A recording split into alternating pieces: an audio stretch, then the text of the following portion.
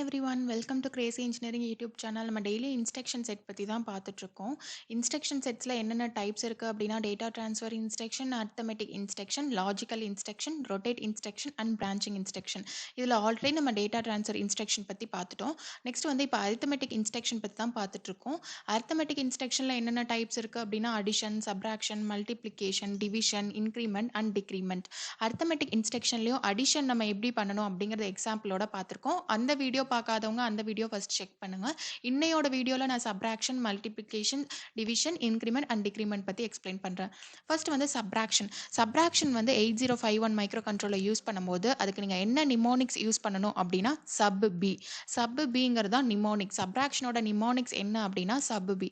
இந்த சப்ராக்ஷன் நீங்கள் பண்ணும்போது இந்த ரிசல்ட் வந்து எங்கே ஸ்டோர் ஆகிருக்கும் அப்படின்னா அக்குமுலேட்டர், நம்ம டெஸ்டினேஷன் ஒரு அட்ரஸ் கொடுப்போம் இல்லையா, அந்த இடத்துல தான் வந்து என்ன ஸ்டோர் ஆகிருக்கும் அப்படின்னா ரிசல்ட் ஸ்டோர் ஆகிருக்கும். நம்ம சோர்ஸ் வந்து இதுக்கு என்னெல்லாம் கொடுக்கலாம் அப்படின்னா அடிஷன் பார்த்த மாதிரி தான் ஒரு இமீடியட் டேட்டா கொடுக்கலாம், ஆர் எல்ஸ் நீங்கள் ஏதோ ஒரு மெமரி லொக்கேஷனை கொடுக்கலாம், இல்லை ஏதோ ஒரு ரெஜிஸ்டர்ஸை நீங்கள் வந்து சோர்ஸாக கொடுக்கலாம். ஸோ நம்ம எப்படியெல்லாம் வந்து இந்த இன்ஸ்ட்ரக்ஷன் இதில் பண்ண முடியும் அப்படிங்கிறத நான் எக்ஸ்பிளைன் பண்ணுறேன். ஃபர்ஸ்ட் ஒன் வந்து என்ன அப்படின்னா இமீடியட் டேட்டா நம்ம கொடுக்கலாம். ஃபஸ்ட்டு வந்து என்ன அப்படின்னா இமீடியட் டேட்டா, அதோட எக்ஸாம்பிள் என்ன அப்படின்னா sub B A comma 1 immediate data வந்து நாங்கள் இதில் கொடுத்துருக்கேன். இப்போ 25H அப்படிங்கிறது வந்து எதை ரெப்ரசென்ட் பண்ணுது, இமீடியட் டேட்டாவை ரெப்ரசென்ட் பண்ணுது. ஸோ இந்த 25Hங்கிறது வந்து இப்போ இந்த ஏல ப்ரெசென்ட் ஆயிருக்க டேட்டாவோட சப்ராக்ட் ஆகும். இதுதான் வந்து எப்படின்னா இமீடியட் டேட்டா வச்சு எப்படி நம்ம வந்து சப்ராக்ஷன் பெர்ஃபார்ம் பண்ணுறது 8051 மைக்ரோ கண்ட்ரோலரில் அப்படிங்கிறதுக்கான எக்ஸாம்பிள். ஸோ இங்கே நான் 2 எக்ஸாம்பிள் கொடுத்துருக்கேன். எப்படி வந்து நம்ம ஒரு டேட்டா இமீடியட் டேட்டா கொடுத்துட்டு அதிலிருந்து நம்ம அக்குமுலேட்டருக்கு எப்படி சப்ராக்ட் பண்ணணும் அப்படிங்கிறது தான் இந்த ஃபர்ஸ்ட் ஒன். நெக்ஸ்ட் ஒன் வந்து வித் த ரெஜிஸ்டர் வந்து R0 to R7 ரெஜிஸ்டர்ஸ் வரைக்கும் 8051 மைக்ரோ கண்ட்ரோலை பொறுத்தவரை இருக்கு. ஸோ இப்போ R5ல வந்து இப்போ 40ங்கிற டேட்டா ப்ரெசென்ட் ஆயிருக்கு அப்படின்னா ஏங்கிற இடத்துல 20 ப்ரெசென்ட் ஆயிருக்கு அப்படின்னா 40 - 20 20 அப்படிங்கிற ரிசல்ட் வந்து உங்களுக்கு அக்குமுலேட்டரில் ஸ்டோர் ஆகும். அக்குமுலேட்டர் ஏ ரெஜிஸ்டரில் வந்து ரிசல்ட் வந்து ஸ்டோர் ஆகும்.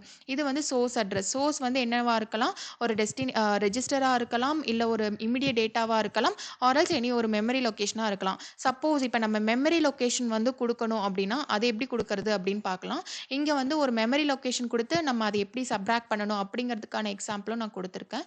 இப்போ 51H அப்படிங்கிற மெமரி லொக்கேஷனில் என்ன டேட்டா ப்ரெசென்ட் ஆயிருக்கோ அது வந்து ஏ ரெஜிஸ்டரோட சப்ராக்ட் ஆயிக்கும். Sub B A comma 51H. So 51Hங்கிறது என்னன்னா டைரக்ட் அட்ரஸிங் மோட். டைரக்ட் அட்ரஸாக memory location, direct addressing of memory location. Here at or not, அட்டுங்கிற சிம்பிள் யூஸ் பண்ணாலே that is indirect addressing mode.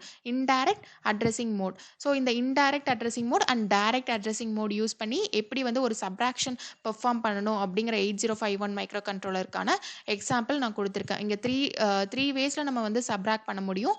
First one வந்து ஒரு immediate டேட்டாவை நம்ம எப்படி ஒரு அக்குமுலேட்டர் டேட்டாவோட சப்ராக்ட் பண்ணுறது. ஸோ நெக்ஸ்ட் ஒரு ரெஜிஸ்டரை எப்படி சப்ராக்ட் பண்ணணும், அண்ட் ஃபைனலி ஒரு மெமரி லொக்கேஷனை நம்ம எப்படி சப்ராக்ட் பண்ணணும் அப்படிங்கிற 3 இதையும் நான் எக்ஸ்பிளைன் பண்ணியிருக்கேன். நெக்ஸ்ட் வந்து ஒரு எக்ஸாம்பிளோட நான் உங்களுக்கு சொல்கிறேன் சப்ராக்ஷன். ஸோ இந்த ரூல்ஸ் வந்து நீங்கள் ஞாபகம் வச்சுக்கோங்க. இப்போ 0 - 0 அப்படின்னா 0, 1 - 1 0. நீங்கள் நார்மலாக எப்படி சப்ராக்ட் பண்ணுவீங்க அந்த மாதிரி தான் இதுவும். இஃப் இட் இஸ் 0 - 1, ஸோ இப்போ வேல்யூ வந்து நீங்கள் சின்னதாக இருந்துச்சு அப்படின்னா நம்ம என்ன பண்ணுவோம், பாரோ வாங்குவோம் இல்லையா, அதே மாதிரி தான் கியா 1 with borrow 1. Next one is 1 - 0 1. So இதுக்கு நான் ஒரு எக்ஸாம்பிள் கொடுத்துருக்கேன். சப் பி ஏ கமா ஒரு இமிடியட் டேட்டா 25ங்கிற ஒரு இமிடியட் டேட்டா கொடுத்துருக்கேன். இந்த இன்ஸ்ட்ரக்ஷனோட டெஸ்கிரிப்ஷன் என்ன அப்படின்னு பார்த்தீங்கன்னா ஏ - 25 - கேரி. ஸோ ஏங்கிறது வந்து என்ன அப்படின்னா அக்குமுலேட்டர், ஏ ரெஜிஸ்டர் ஒரு டேட்டா ஸ்டோர் ஆயிருக்குமா, நான் வந்து இங்கே 56ங்கிற ஒரு டேட்டாவை எடுத்துக்கிறேன். 56ங்கிற டேட்டா வந்து இந்த ஏ ரெஜிஸ்டரில் ஸ்டோர் ஆயிருக்கு அப்படின்னு அஷ்யூம் பண்ணிக்கோங்க. நெக்ஸ்ட் வந்து இந்த 25ங்கிற ஒரு immediate data minus carry. So இது வந்து நீங்கள் நார்மலாக சப்ராக்ட் பண்ணுவீங்க இல்லையா, அந்த மாதிரி நான் இங்கே போட்டிருக்கேன் பாருங்க. 56 - 25 என்ன வரும், 31. ஸோ எப்பவுமே கேரி பிட் ப்ரெசென்ட் ஆயிருக்கும் இல்லையா, கேரி பிட் ஒன்று 0வா இருக்கும் இல்லை 1ஆ இருக்கும். இப்போ அந்த 1 நீங்கள் சப்ராக்ட் பண்ணிங்கன்னா 30. சரி, இதை எப்படி பைனரியில் பண்ணுறது அப்படின்னு நான் சொல்லிடுறேன். இப்போ 56, இப்போ இதுக்கு நீங்கள் பைனரி நம்பர்ஸ் எழுதணும் இல்லையா, இதுக்கு 8421 கோட். இது எல்லாருக்கும் தெரியும் நான் நினைக்கிறேன். நான் அகெயின் ஒருக்கா சொல்கிறேன். இப்போது 5 அப்படின்னு இதில் வந்து 5 6ஆ, ஸோ 5 அப்படின்னா இந்த 4 + 1 5. ஸோ 0 1 0 1 அந்த நம்பர்ஸில் மட்டும் நம்ம 1 போட்டுட்டு மீதி நம்பர்ஸில் 0 பண்ணணும் அப்படின்னா நம்ம இந்த நம்பர்ஸ் எழுதிடலாம். ஸோ 5க்கு 0 1 0 1. நெக்ஸ்ட்டு 6க்கு 4 + 2 6 இல்லையா, ஸோ 0 11 0. அதே மாரி தான் 25க்கு 25க்கு 2 இந்த இடத்துல மட்டும் தான் நமக்கு 1 வரும். அப்படின்னா 0, 0, 1, 0. அடுத்து 5 4 + 1 5 0, 1, 0, 1. ஸோ இந்த 8421 கோட் யூஸ் பண்ணி இங்க பைனரி ஈக்குவலன்ட் எழுதியிருக்கேன். இத இப்ப நம்ம சப்ட்ராக்ட் பண்ணலாம். ஸோ இங்க நல்லா லிசன் பண்ணிக்கோங்க. 0 - 1. இப்போ 0 - 1 அப்படின்னா என்ன வரும் அப்படின்னா, பாரோ நம்ம வாங்கணும். 0 இல்லையா? இப்ப நம்ம பாரோ வாங்கணும். பாரோ வாங்குறப்ப இந்த 1 என்னவாயிடும்? 0 ஆயிடும். ஸோ 1 0 - 1னா நமக்கு என்ன ரிசல்ட் வரும்?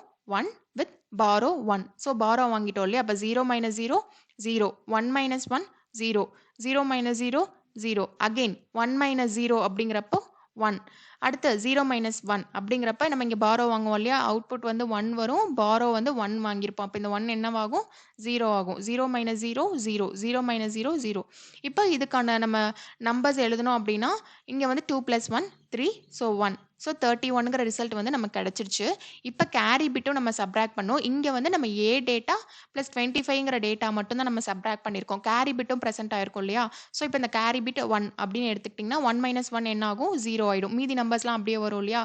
0 0 1 1 அப்படியே வரும். இப்ப இந்த நம்பருக்கு என்ன வரும்? 1 2 + 1 3 0. இப்ப 3 0 அப்படிங்கிற ஆன்சர் நமக்கு கிடைச்சிருச்சா? ஸோ நீங்க இது 2யும் செக் பண்ணி பார்த்துக்கலாம். நீங்க பைனரியா சப்ட்ராக்ஷன் பண்ணிட்டு, நீங்க நார்மல் சப்ட்ராக்ஷன்ல பண்ணியும் நம்மளோட அவுட்புட் கரெக்ட்டா அப்படிங்கிறதையும் நீங்க செக் பண்ணி பார்த்துக்கலாம். Next one is multiplications. மல்டிப்ளிகேஷனோட நிமோனிக்ஸ் என்னன்னு பார்த்தீங்கன்னா, MUL. MUL அப்படிங்கிற நம்ம நிமோனிக்ஸ் யூஸ் பண்ணி தான் மல்டிப்ளிகேஷன் இன்ஸ்ட்ரக்ஷனை நம்ம எக்ஸிக்யூட் பண்ண முடியும். ஸோ அதோட எக்ஸாம்பிள் என்ன? Multiplication A, B. ஏல ஒரு டேட்டா, Bல ஒரு டேட்டா. 5 5னா இப்போ 5 5s are 25. ஸோ அந்த மாதிரி தான் மல்டிப்ளிகேஷன் ஆப்ரேஷன் பெர்ஃபார்ம் ஆகும். சப்போஸ் இது வந்து கிரேட்டர் தென் 8 பிட்ஸா இருந்துச்சு அப்படின்னா என்ன ஆகும் அப்படின்னா, அதோட லோவர் பைட் எல்லாம் அக்குமுலேட்டர் ரெஜிஸ்டர்லயும், ஹையர் பைட்லாம் பி ரெஜிஸ்டரோடையும் ஸ்டோர் ஆயிரும். லோவர் பைட்ஸ்லாம் அக்குமுலேட்டர்லயும், ஹையர் பைட் வந்து பி ரெஜிஸ்டர்லயும் ஸ்டோர் ஆயிரும். ஸோ நான் ஒரு எக்ஸாம்பிளோட சொல்றேன். நெக்ஸ்ட் ஒன் இதான் வந்து எக்ஸாம்பிள். மூவ் ஏ, 45H, மூவ் பி, F5H. இப்போ இந்த 45Hங்கிற டேட்டாவை நீங்க எங்க கொடுக்குறீங்க? ஏ ரெஜிஸ்டர்ல கொடுக்குறீங்க. இப்போ இந்த 0 F5H எங்க கொடுக்குறீங்க?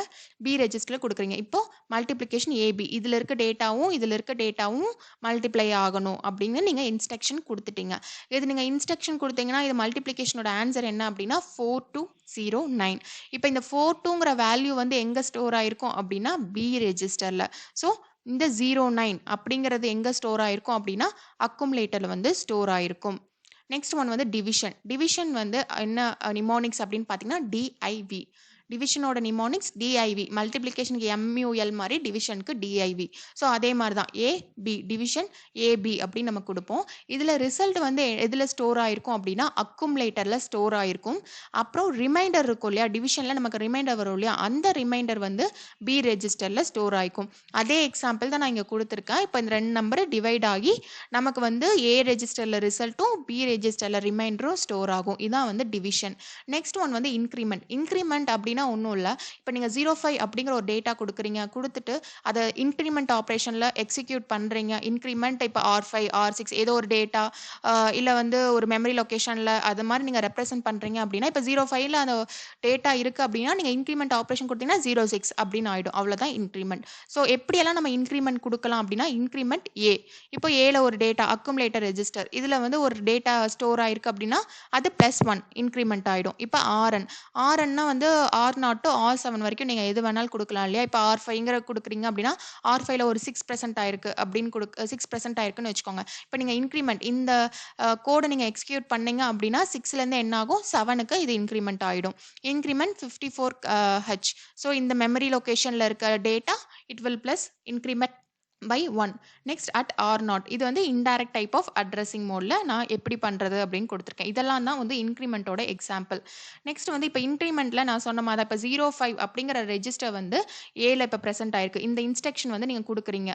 இப்போ இனிஷியலாக வந்து இதில் 05ங்கிற இன்ஸ்ட்ரக்ஷன் டேட்டா ப்ரெசென்ட் ஆயிருக்கு அப்படின்னா இந்த இன்ஸ்ட்ரக்ஷன் நீங்கள் எக்ஸிக்யூட் பண்ணதுக்கப்புறம் என்ன ஆகும் அப்படின்னா இந்த ஏ ரெஜிஸ்டரில் 06 அப்படிங்கிற வேல்யூ வந்து இன்க்ரிமெண்ட் ஆயிருக்கும். ஃப்ரம் 05 to 06 இது வந்து இன்க்ரிமெண்ட் ஆயிடுக்கும்.